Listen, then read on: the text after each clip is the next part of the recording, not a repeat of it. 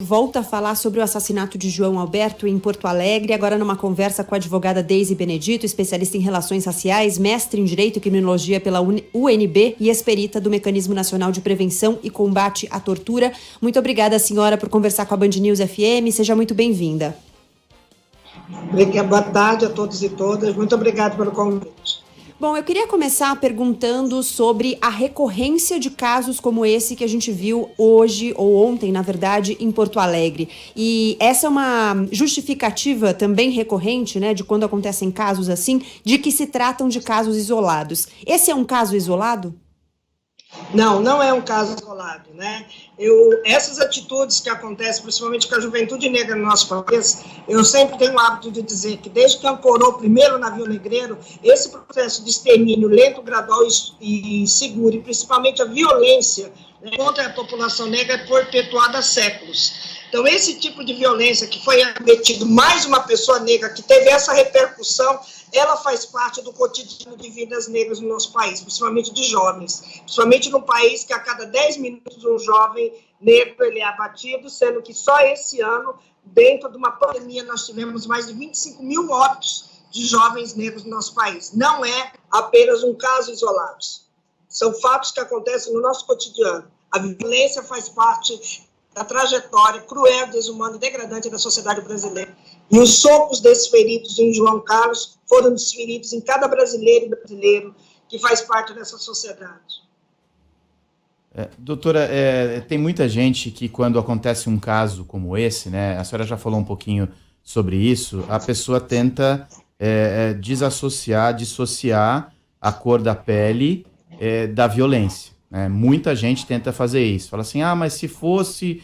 nesse caso não trata-se de racismo porque a pessoa deve ter feito alguma coisa para o policial. Nesse caso, etc. e tal. A senhora acho que entendeu, né?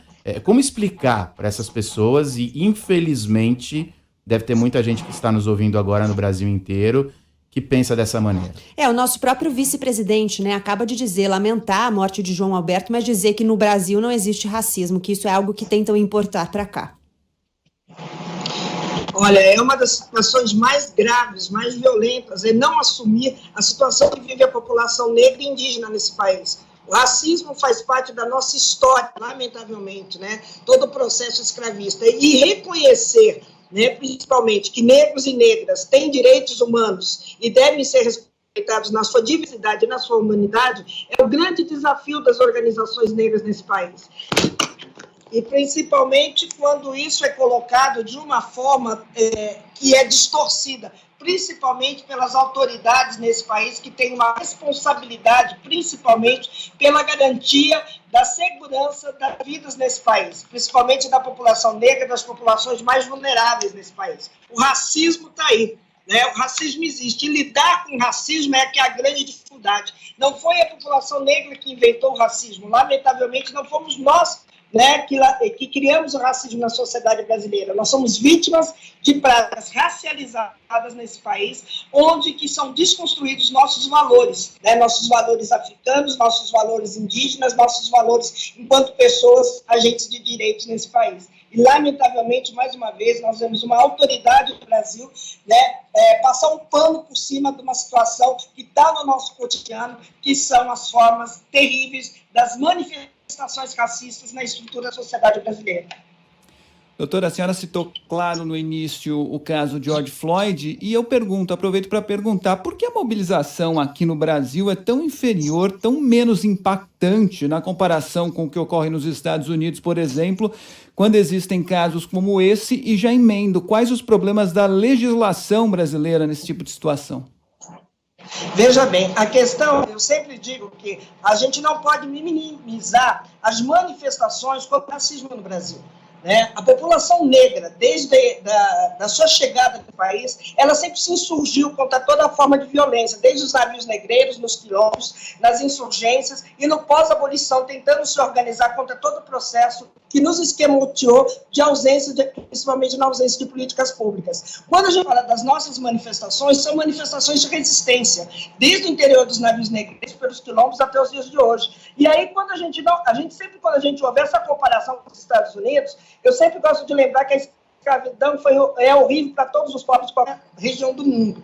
Mas aí eu tenho que dizer que os Estados Unidos, com o final da escravidão dos Estados Unidos, lá se garantiu pelo menos um pedaço de terra e um jumento. Aqui no Brasil não foi garantido absolutamente nada. Os negros e negros foram largados na rua sem nenhuma política pública. E mesmo assim se organizaram, estão se reorganizando durante 132 anos. Então, eu não costumo comparar as nossas lutas com a luta dos Estados Unidos, até porque só nos Estados Unidos existem 100 emissoras, né, na mídia americana composta por afro-americanos. E no nosso país, quantos de nós somos donos de emissoras de televisão? Quantos de nós temos grandes empresas de publicidade? Quantos de nós ocupamos grandes cargos nas grandes empresas nesse país? Então, é uma comparação que eu não gosto de fazer, sabe? Porque eu acredito que nós resistimos com uma população que foi predestinada a viver no máximo 50 anos, devido às teorias eugenistas e às posições racializadas e escravagistas que se perpetuam até o dia de hoje,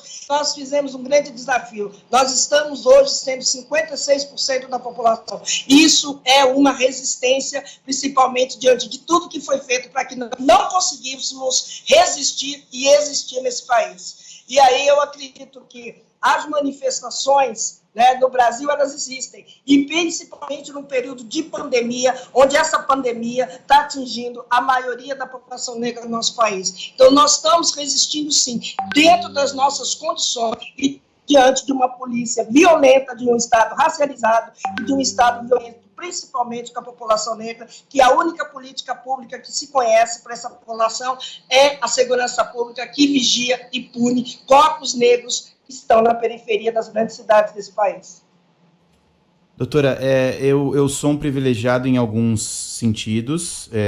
Eu sou branco, eu sou homem, eu pertenço à classe média.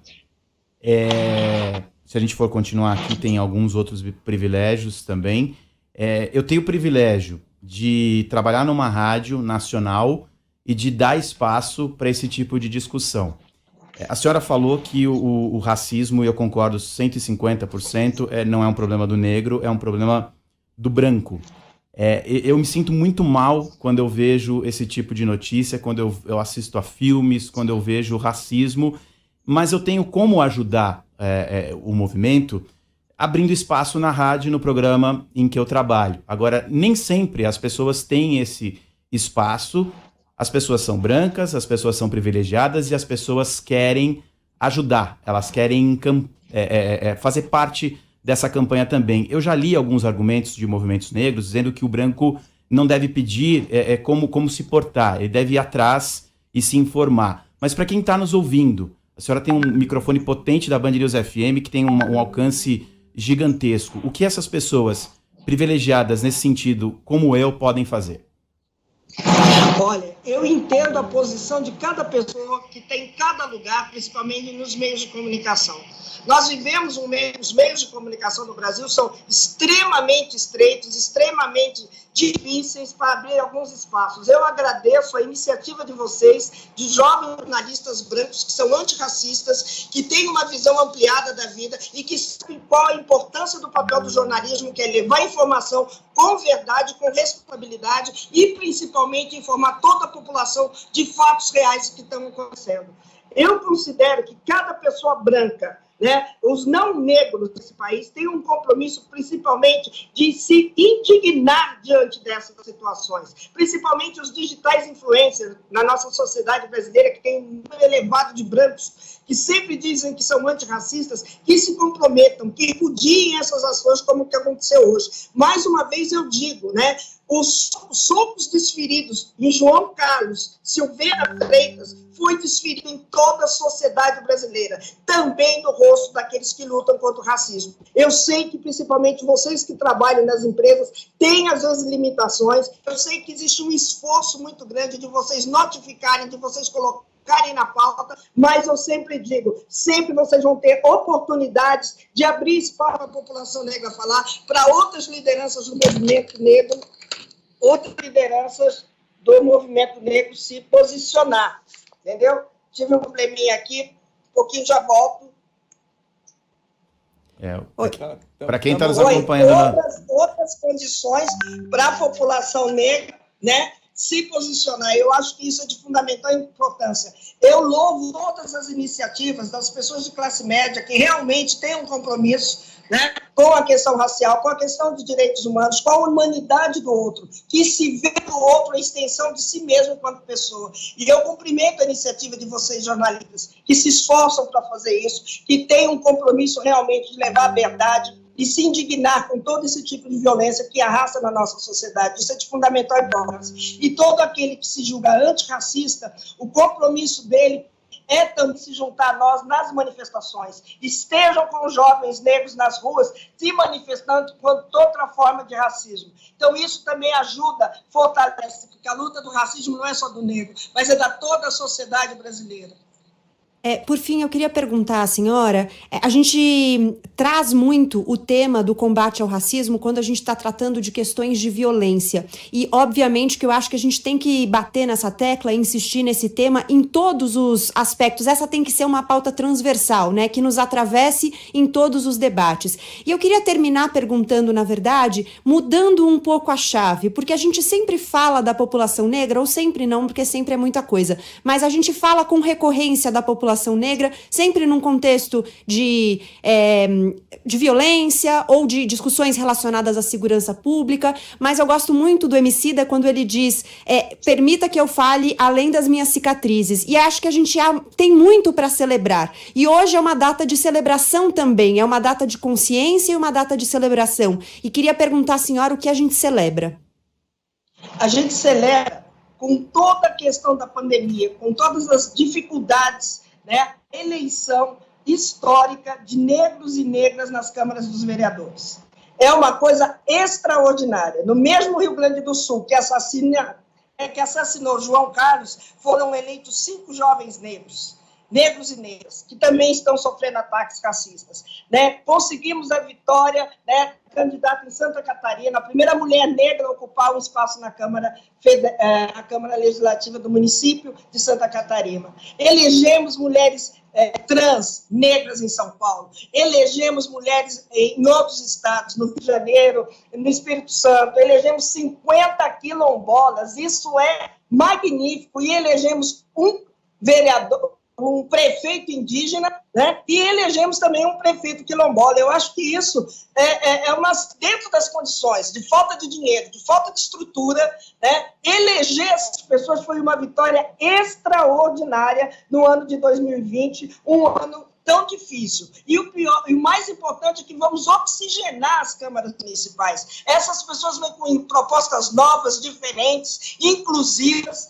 principalmente na história brasileira, né? Ocupar esses espaços onde está traçando a linha das políticas públicas nos nossos estados, nos nossos municípios. Isso é uma vitória extraordinária, entendeu? Sabe, é uma vitória, vai ter embates pela questão racial dentro desses espaços, mas vamos sair sempre vitoriosos, né? Porque a grande vitória diante de tudo isso, né, nós temos um número elevado de candidatos que se elegeram. Claro que dentro de uma história da política no nosso país, né, que começa as eleições em 1800 e pouco nesse país, mas diante de todas as situações, numa pandemia, com isolamento social, com ausência de dinheiro, com a dificuldade de reuniões para evitar a aglomeração, né, com todas as dificuldades, nós saímos vitoriosos, principalmente no estado de São Paulo, né, Rio Grande do Sul, de Janeiro, Espírito Santo. Eu acho que foi uma vitória extraordinária para todos nós. Eu acho que essa é a grande vitória do ano de 2020, um ano tão terrível e tão tenebroso como esse que nós estamos vivendo.